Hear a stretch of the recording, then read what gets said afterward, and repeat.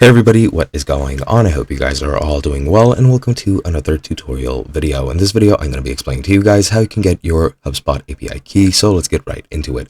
Now, I kind of lied when I said that. What you're going to need to do is you're going to need to create your own private app, since API keys have been deprecated in 2022, so you can no longer get your API key.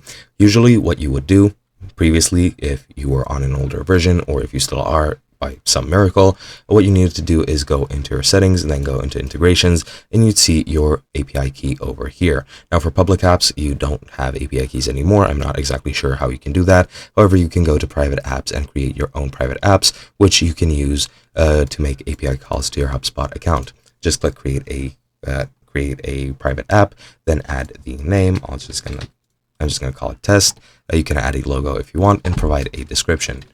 Once you're done with that, you need to go into scopes and set all the new scopes that you need. For example, for the CRM, I'll just select these scopes that I can just as a test, click update, and now we have our scopes, and now we can create our app.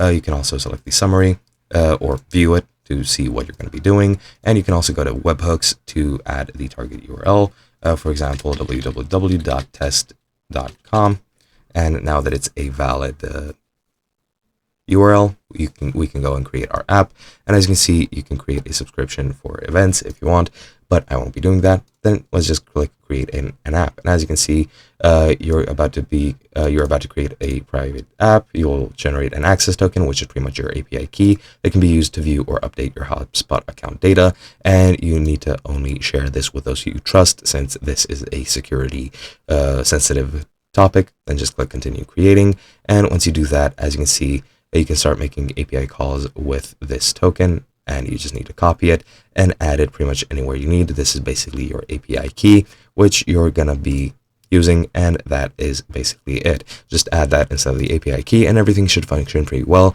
and that's pretty much it. Hope you guys enjoyed, and I'll be seeing you guys in another video.